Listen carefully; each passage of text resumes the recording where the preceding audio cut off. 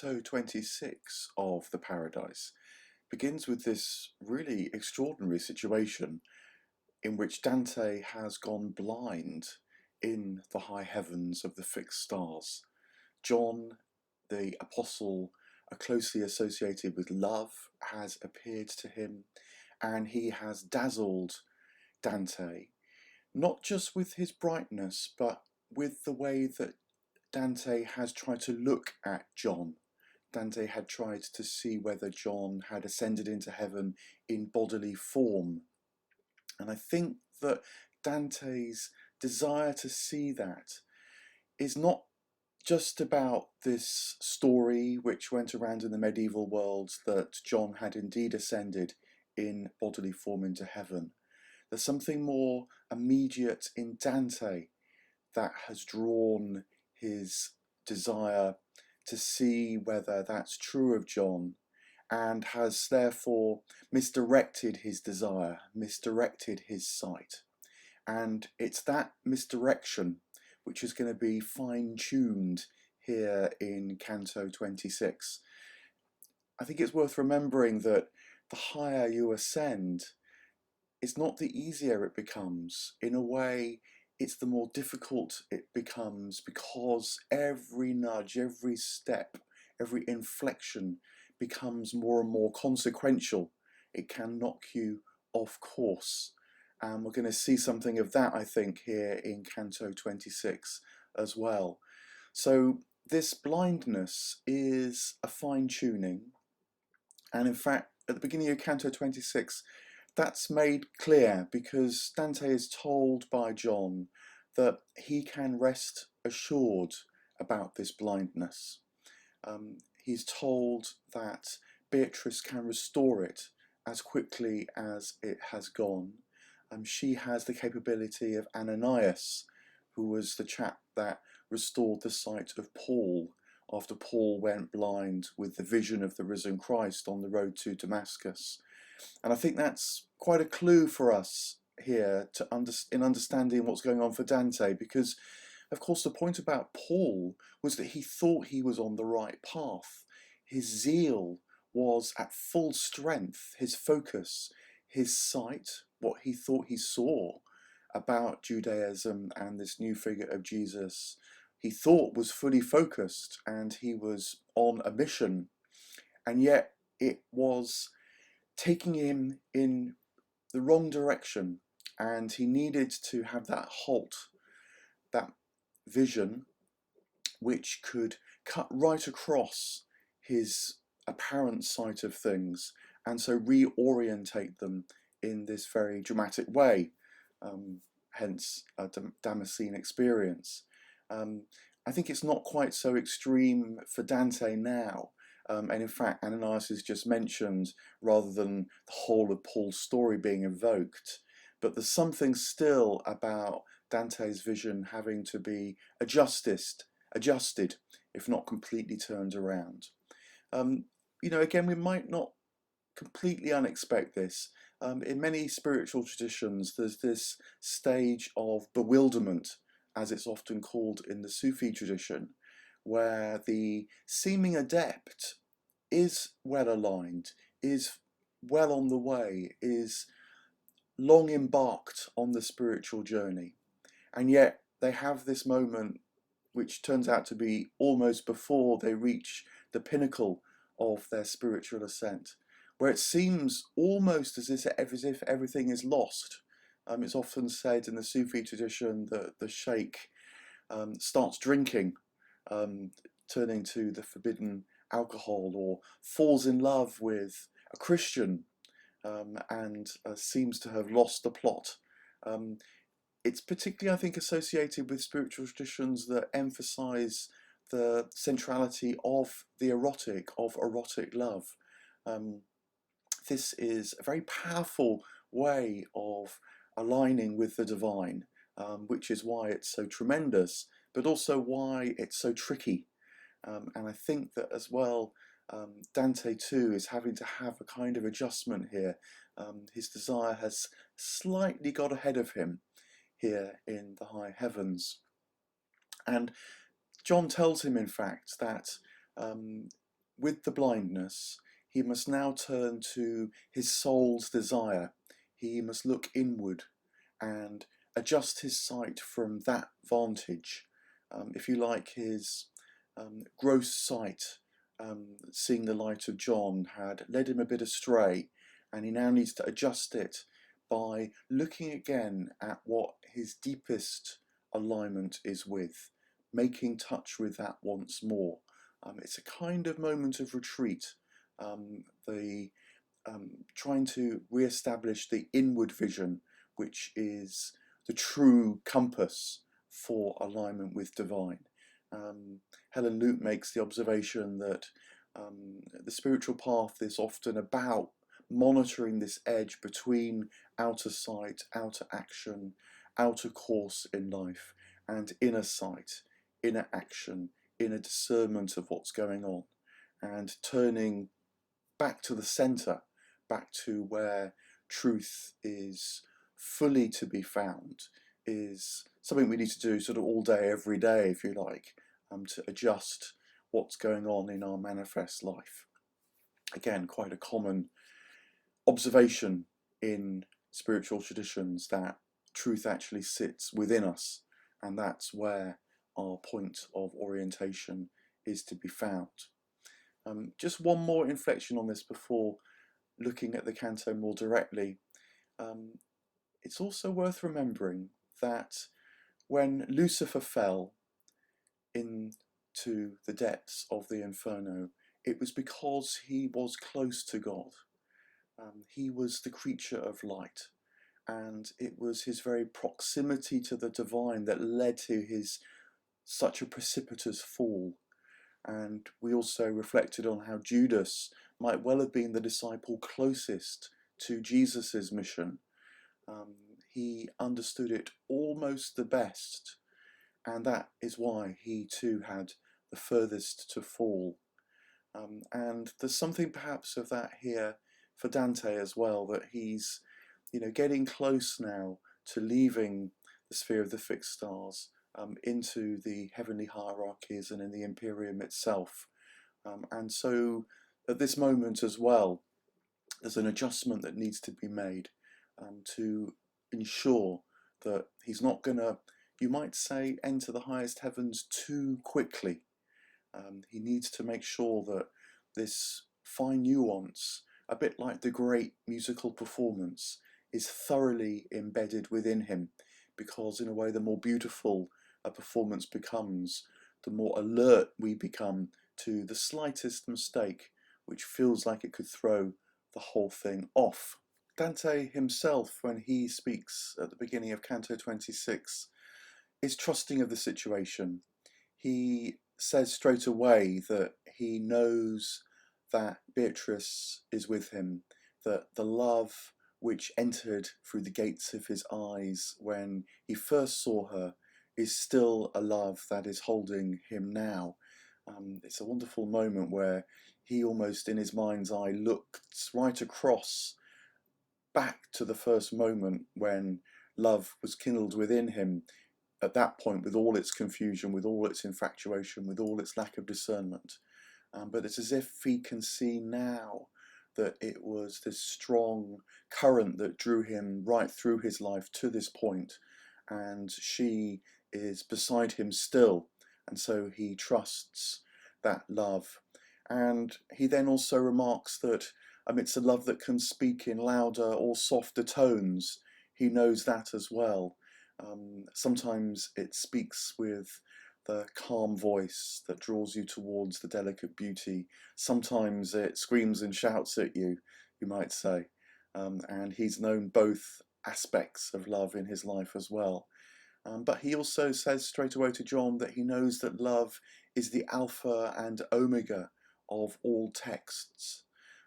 He's both, I think they're referring to the biblical text that begins and ends with divine love. He, of course, is a poet, and so knows that love is the current that ultimately has drawn him through all his efforts at writing. And so he's saying to John, here in the sphere of love, with John's light of love present, that he understands that love is drawing him still, and that this moment of bewilderment, as he says, in fact, may be necessary. He's trusting it. He's still got his hope and his faith firmly in fixed place. John then affirms to Dante that he needs a finer sieve, as he puts it, in order to sift through this theme of love. And he encourages Dante to speak some more and asks Dante how he found this path of love, how he established himself on its way. And Dante explains in a speech that is noticeably, I think, focused. For example, there aren't extended similes. It feels quite rational in this sense of displaying a kind of inner intelligence and inner orientation that has guided him. And so it demonstrates what this more nuanced kind of love is about, maybe in contrast to the wilder passions that he's experienced at other times. And what he tells John is that it was both philosophical argument, so that's the sifting with the loving intelligence of life and becoming orientated towards love in that way. But also it was, as he puts it, the authority which comes from here, from the high heavens. So revelation as well, love that was drawing him towards itself as much as him finding it within himself. And he says that what he's learnt is twofold. On the one hand, he's realised that love has the capacity to orientate us, because the more that we see of the good in life, the more that love falls for that goodness and so draws us more and more to what is good. That's how love works. It channels us towards what's good, precisely because the more we see of the good, the more we desire that good and so get drawn towards it. But then there's a second aspect that Dante explains to John as well, which is that as you draw more and more towards the good, so you realise that the things which immediately are displaying the good to you, and perhaps the natural world, perhaps people around you, and perhaps thoughts, insights, perceptions, the more you realise that they are just reflections or echoes of that which is good in itself. And so this refining along the path of love also makes what is truly lovely more and more clear as well. It's focusing at the same time on that which is worth loving wholly for itself, that which is good, beautiful and true, and which is the source of all other loveliness. It is this sense of love emanating out across the cosmos that this picture builds up. Dante explains to John that this is echoed in the story of Moses standing before God and seeing God's glory, the one true source of all goodness. And it's also seen in John's own gospel, in the beginning of the gospel, where John says, "In the beginning was the Word." Only someone with this right focus on love could write such a statement and see it so clearly. And John is very pleased with Dante's response, says, "You're speaking truly of love." But then he asks Dante a second question and says, what were the teeth of love that held you in life? It's a very striking, powerful metaphor. I think the idea is that Dante's given the overarching philosophical view of love and how it can work and draw us in life to that which is good in itself. And now what John wants is for Dante to celebrate, to show how more imminently love has held him on its path, how it has drawn him towards the good. This is the more immediate sense of love that we might have in life, even as at the same time we might have this more overarching sense of the arc of love and how it draws us towards the good. And Dante very quickly, very directly gives a sort of sample of the things that immediately in life have awoken him to love.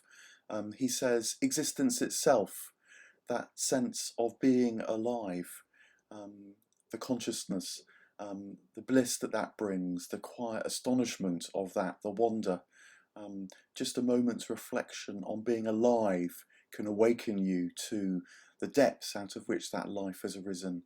And then also his own life, when he reflects upon that as well. That too can give him a sense of a sustaining love in life. He then references Jesus who died, and I'm sure that is in part the story of Christ offering all out of love. But then I guess this also captures how people can give their lives in smaller everyday ways as well, out of love, helping others. So when you look at that, you see love actually is shaping and patterning all things every day through life. And then Dante says that he notes the faithful around him, how many people in big ways and small are living lives which, one way or another, not perfectly often, but still carry this sense of love's momentum. And he says that when he's attuned to the immediacy of love in this way, every leaf enleafs life with this love. It's a lovely image of a garden, life as a garden full of life. It echoes the Garden of Eden. It portrays God as the eternal gardener. And so every aspect of life is full of this love when you're tuned to it in this way. So Dante has complemented his overarching vision with a sense that directly, immediately, in every way, he has known, at least at times, and he knows it now fully, this sense of love's presence. And at this, a holy, holy, holy breaks out around him. This triune sense of celebration returns. If you remember, it had disappeared at the end of the last canto as well as with his sight. It returns now, and moreover, Dante starts to see that his sight is being restored. He says that it was a bit like awakening from sleep. Before you open your eyes, you start to realize there's light coming through your lids. He says he felt Beatrice clearing away every speck of darkness that had fallen before him. Over the course of about 3 tercets, Dante gives us the sense of Dante's sight being restored. There's a sense, I think, of him rejoining the heaven around him, having turned in for this moment of reflection, re-established himself in his inner sense of these things, means that he's able to connect with the outer manifestation of this lovely life which is all around him. But it doesn't stop there. He says that his sight feels stronger than it did before, as you might expect. The whole path of his journey through paradise is with the strengthening of his sight as it deepens, as it becomes more nuanced, as it is able to see all these different things like faith, like hope, like love, manifest in these high places. But he says that as his strengthened sight enabled him to actually see the lights around him once more, the first thing that he sees is actually a new light, a fourth light. Another brightness has joined Peter, James, and John. And Beatrice tells him who this fourth light is. It turns out that it's Adam, the first man. And Dante says that he was like a tree, momentarily caught in a gust of wind, bent over, but with a natural resilience, making it stand up again. He's really quite surprised to see Adam here. And to cut to the chase, I think that this is both what he's now capable of seeing, but also what he needs to see. Because I think this whole thing about him looking at John to see whether John's body was present in the high heavens isn't just to do with the medieval story that John ascended. It's to do with Dante's own journey and his humanity. I think what has been happening in the sphere, particularly of the fixed stars, since he moved through the constellation of Gemini, is that he is having to realize that he himself is capable of containing the divine life. He himself can become an incarnation of God. And it's coming closer to that possibility, feeling into how it might be so, that he is able to keep rising through these highest heavens. It's, I think, the true deep insight of Christianity that incarnation is both how God reached out to us and how we return to God. But of course, it's not a straightforward thing, because we are asked to bring all that we are into this activity. If divine grace reaches down to us, our work, as we learnt in the discussion about hope, is about aligning to that grace in order to make it possible. It's the long work as well as the momentary work of saying yes to God. And I think that the next stage of that for Dante now comes with him seeing Adam, because as he says, Adam isn't just a kind of fascinating spiritual figure worth seeing for its own sake, but Adam in a way is a type of humanity that is still within us. That's why Adam is such a significant figure, because the thing about Adam is that he was created perfect. He was created mature. He was created capable of communion with the divine before the fall. And so meeting Adam now is bringing Dante into close contact, proximity with an aspect of himself, his prelapsarian state, which I think is going to be important for him to grapple with as well. And how so is shown in the questions which he asks Dante. He immediately wants to ask Dante questions. As is often the case in the Divine Comedy, it's not always immediately clear quite why he wants to ask these questions. They're questions which are interesting for their own sake at this literal level, but we wonder why they're being asked now and here. And so the very questions invite us to contemplate them, to move through this more tropological stage where we start to get a sense for their inner meaning, in order that as we listen in to Dante and Adam talking now, we too can move at least a little bit more towards the anagogic, the divine point of view. And first of all, Dante says to Adam, look, you know the questions that I want to ask. You share in the divine sight, you can see into my soul as well, therefore. It has a nice inflection here, because I think this is also about Dante recognizing his kinship with Adam, the first human, in his own humanity. So of course there'll be a kind of porousness to their souls as they now stand blazing before one another. And Adam says that's true, that he knows Dante wants to ask 4 questions. He wants to ask, how long ago was he created? How long was he in the Garden of Eden? What was the truth behind the fall? What was the thing that really led to them being cast out of Eden? And fourthly, what was the language which he spoke in Eden? Now, Adam answers the 3rd question first, about the fall. In a way, it's the most important question. Certainly, it's the most important question for Dante now, as he's rising and returning to the divine. And Adam says something very, very interesting. He says it wasn't actually eating from the tree of the knowledge of good and evil that led to the fall. It was the way that they rushed towards wanting to eat of this fruit. They ate it too early.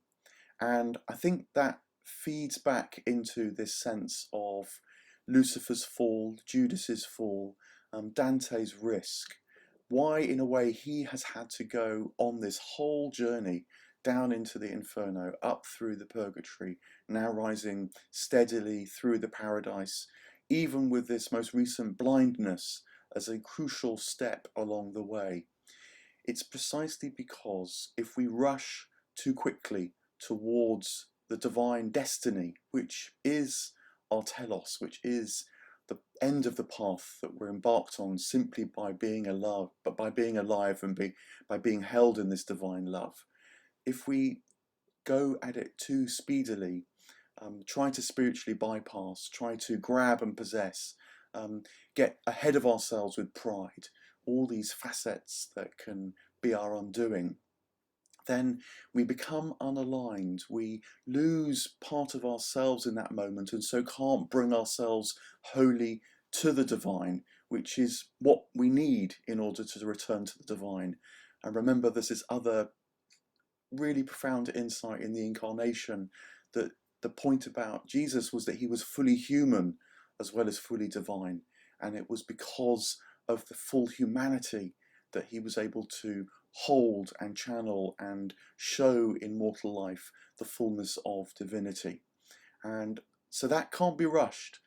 It must be taken step by step, as Dante has been discovering.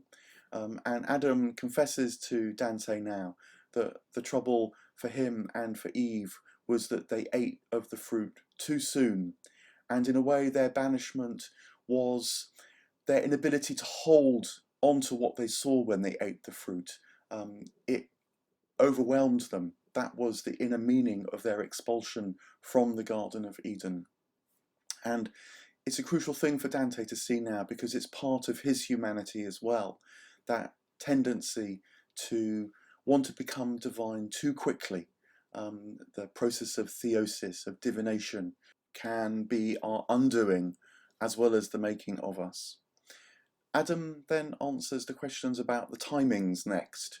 And I think the point about this is that they amplified this remark about things having to be in the right time, because he says to Dante that actually he and Eve were in the Garden of Eden for really quite a short period of time, just 6 hours.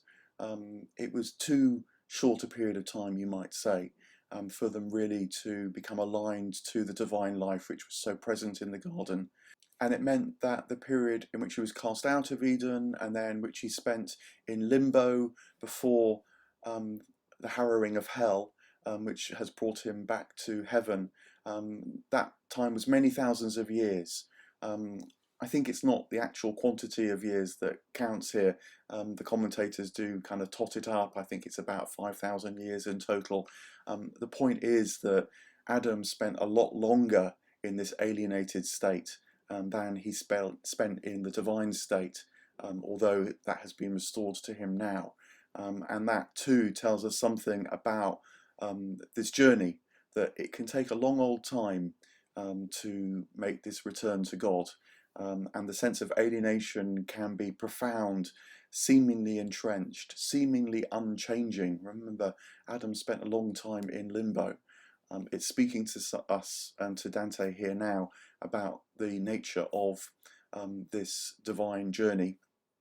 But the fourth question Adam answers in a way also is the assurance that the divine journey is back to the divine. I think it's intimating it doesn't actually ever get lost. It doesn't ultimately and finally ever lose its way for we human beings, because Adam explains to Dante that the language they spoke in Eden was, in a way, you might say, the divine language. It was a language given to them by creation itself. It resonated with the divine word that had caused all things into being to start with.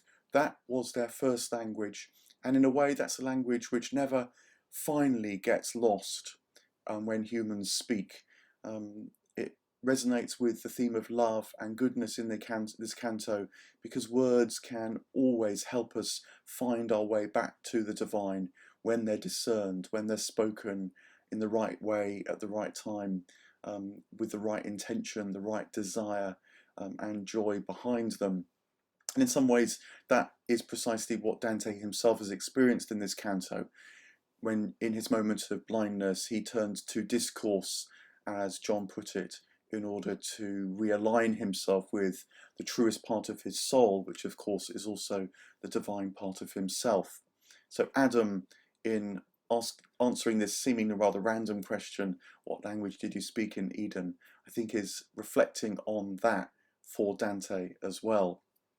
You know, it's a very different sense of language from perhaps the most widespread now, which is that language is just mere empty signs, you know, as if our deep ancestors, the apes, first started grunting when they pointed at bananas, just a signal that was a banana that was over there or that they wanted, or just sort of rather empty signs. Now, this is a very different sense of language, which is that language is always already replete with meaning. There is actually a tradition of thinking about the evolution of language in this way, although it's the minority one now, because it makes the point that language is actually far more than just signs. It's a mode of communication always. That says, Adam ends the canto by stressing that in nature, as human beings are as well, all things change. And so in fact, the language of humanity has changed too, much as the leaves on a tree will change and fall and new leaves grow into its place. So that explains why many languages are now spoken, and those languages can drift very dramatically from the experience of God that Adam knew originally. He describes it in a beautiful way. He says, originally he knew God as I. He knew God as a person, even as he was a person. Then God came to be known as El, as in the Elohim, which is another name for God given in the Hebrew Bible. And so the canto ends with a sense of restoration for Dante, not just that his sight is restored, not just that he is singing once again of love and hope and faith with the bright lights around him, and so sharing in the resonance and vitality of the heavens as himself once more. He's fine-tuned his capacity to do that, but in so doing he's seen even more subtlety about his humanity by meeting the light of Adam, and as Adam has told him about this great arc of human evolution from the moment of creation in this mythological sense, so too he's understood something about his own humanity, and how there is both within him the capacity to speak with divine words, but also, because we are natural creatures as well, we can move a long, long way from that capacity too, as our desire and as our will and as what draws us in life takes us off the path, as much as it can bring us back onto the path of love. When I think for us now, unlike Adam, we recognize not only God as I, God as a person, but recognize our own I-ness, our own ability to say I am, that can reflect the divine I am. This is the difference that knowing of the incarnation makes. And so with the sense of restoration, with this sense of something completed now, the canto ends with us wondering quite where Dante is going to be able to find himself capable of journeying next. In one way, we know it's going to be into the Imperium, but in another way, how that can come about may seem still quite obscure and difficult. We've got to keep following Dante as his bark moves through these high heavenly waters and see whether we can keep seeing what he is increasingly able to discern.